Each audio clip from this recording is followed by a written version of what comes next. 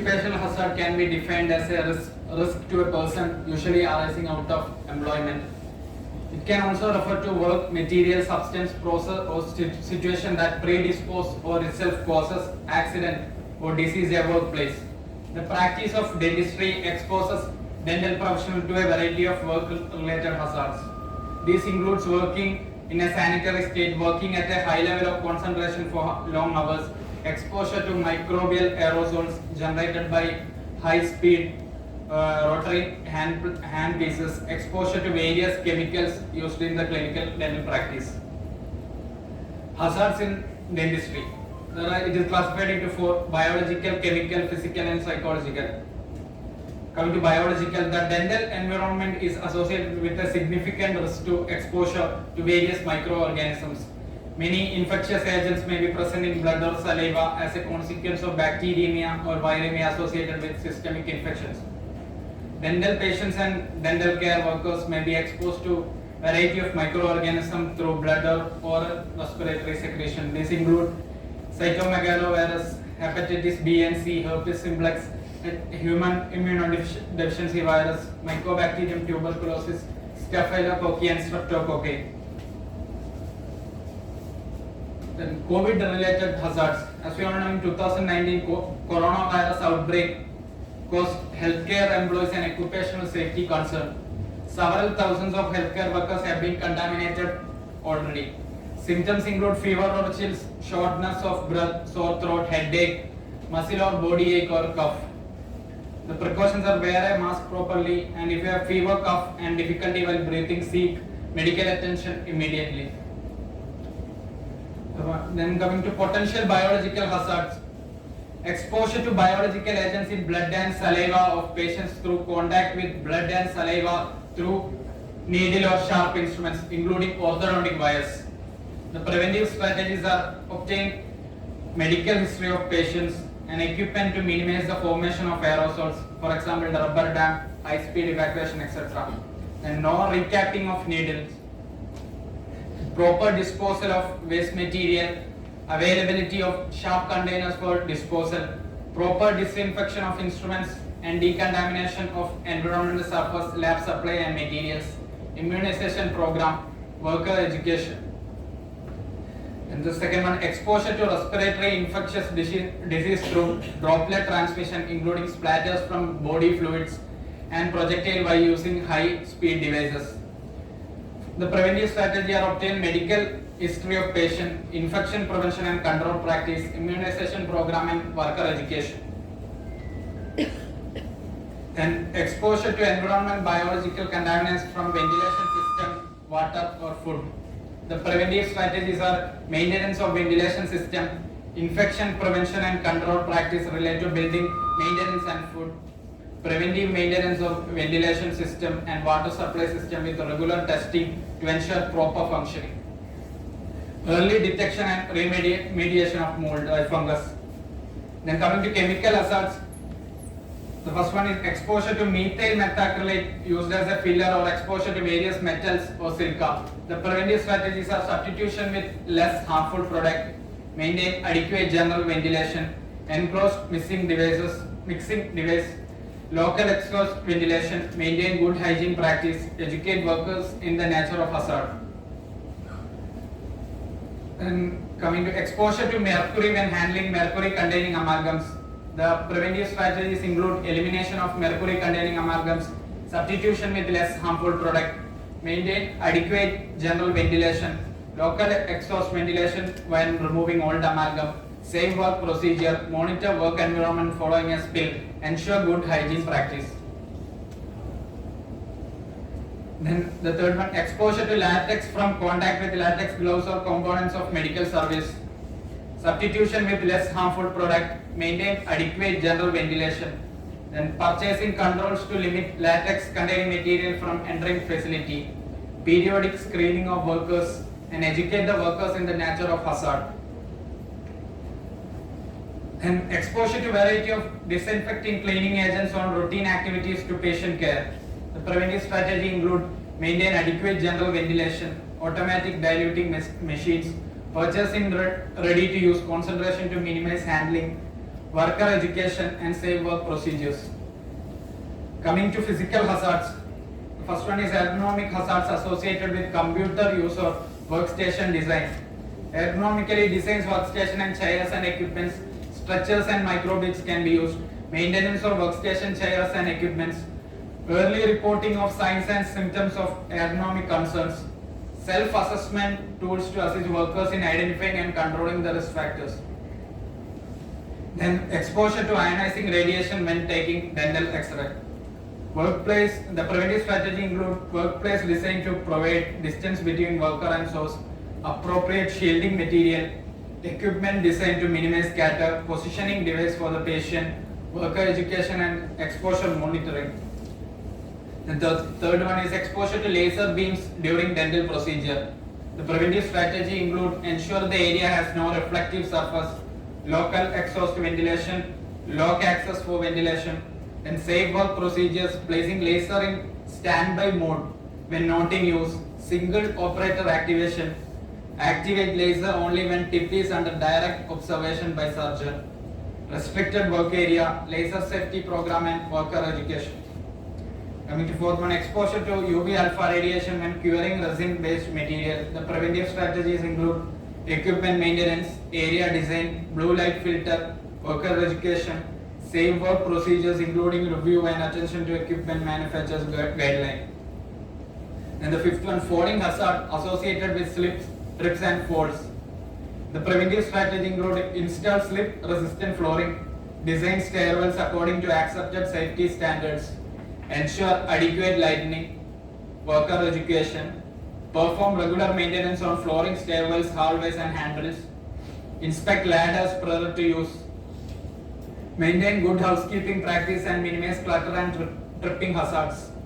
And the sixth one is cut from sharp instruments. Avoid, the preventive strategy include avoid use of sharp instruments when not required. Replace the sharp instrument with safety engineered medical service, proper storage of the sharp instruments, worker education and safe work procedures. And the seventh one is exposure to cryogenic agents and cryosurgical procedures. Substitution of carbon dioxide instead of N2O where possible. Proper storage of containers including exhaust ventilation, storage away from moisture, ignition sources and flammable materials. Use of proper lifting and transfer devices, containers with pressure relief valves, equipment maintenance, restricted access and spill and exposure emergency response equipment and procedures. Eighth one, the burns from handling recently heard here sterilized equipment. The preventive strategy include work process designed to manage equipment turnover and safe work procedure and rotation of supplies. The ninth one include fire or physical injury with damaged or dropped or mishandled compressed gas cylinders. 10th one is electrical hazard, then irritating noise, poor air quality and others. Coming to psychological hazard, mental illness as a response to excessive workplace stresses. The preventive strategy include worker education about the signs and symptoms of depression, anxiety, sleep disorders and other mental illness. Elimination of workplace risk factors for depression, anxiety, sleep disorders, other mental illness.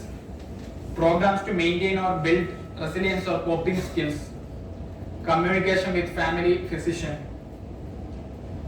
Then the first one in the psychological is substance abuse as a response to excessive workplace stresses.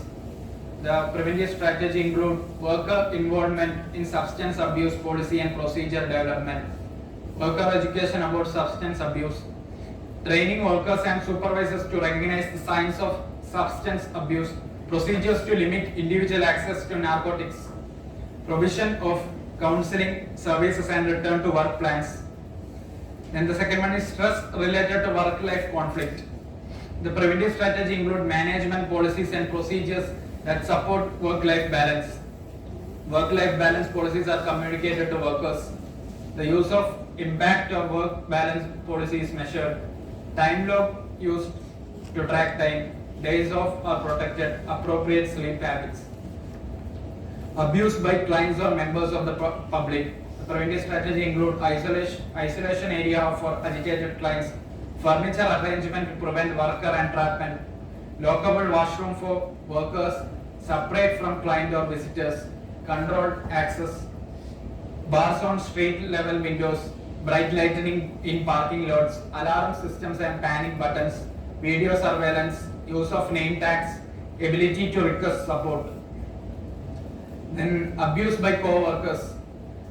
The preventive strategy include alarm systems and panic button, video surveillance, management policies and procedures related to no tolerance of violence or abuse, worker education in violence awareness, avoidance and de-escalation procedures, well-trained security guards and escort service to parking lots. Then hazard related to working alone. The preventive strategy include communication device, restricted access, workplace design consideration, panic alarms, bright lighting, mirrors to facilitate seeing around corner or hallways, surveillance cameras, worker training and adequate security. Then the sixth one is techno stress related to introduction of new technology. Design of instruments. The preventive strategy include design of instruments or equipment with user-friendly features, selection procedure to ensure user-friendly technology choice, provision of sufficient training for workers, backup plans in the events of failures, self-education concerning new technology, time management strategy and healthy lifestyle. Then hazards related to impacts of aging on workers. The preventive strategy include management policies and procedure that ensure no age discrimination, proactive policies to accommodate aging workers, training opportunities for aging workers are trainers or mentors, job redesign to accommodate aging workers and healthy lifestyle. Syndromes related to occupational hazards in dentistry. These include neck and shoulder disorders, myofascial pain disorder, that pain and tenderness in the neck, shoulder and arm muscles, cervical spondylosis, that include chronic neck and shoulder pain and stiffness, hand and arm pain, numbness and tingling, and thoracic outlet syndrome, pain in the shoulder, arm or hand, numbness, tingling of fingers, muscle weakness, cold arm or hand. Then rotary cuff tendinitis, pain and stiffness in the shoulder associated with backward and upward arm movements, weakness of rotator cuff muscles. So diagram showing thoracic outlet syndrome, rotator cuff tendinitis, hand and wrist disorders. Coming to hand and wrist disorders, the first one is Decoy veins disease, that causes pain in the thumb and wrist area when grasping, pinching and twisting. Carpal tunnel syndrome, hand or finger numbness, pain, tingling, eventful muscle weakness and atrophy. Then Gion's syndrome, symptom begin with feeling of pins and needles in the ring and little fingers. Overuse of the wrist from heavy gripping, twisting and repeated wrist and hand movements can cause these symptoms. Working with hand bent down and outward can squeeze the nerve inside Gion's canal. Figure showing carpal tunnel syndrome. Gion's canal syndrome causes pain in the distal portion of the ulnar nerve.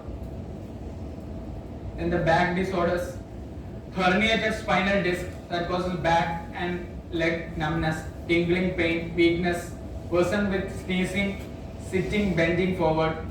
Then lower back pain, stiffness in lower spine and surrounding tissues. Then the third one is sciatica, pain from lower back or hip, leg weakness, numbness or tingling, worsen with prolonged sitting or excessive bending. The figure showing sciatica. In conclusion, dental health workers are exposed to many occupational hazards ranging from the threat of infectious disease, toxicity to chemical routinely used in dentistry, and mucoskeletal disease consequential to poor working position. Identify the control that will eliminate or reduce the risk. The hierarchy of controls should be followed. Implement the control for each hazard. Communicate the hazard assessment and required controls to all workers who perform the task.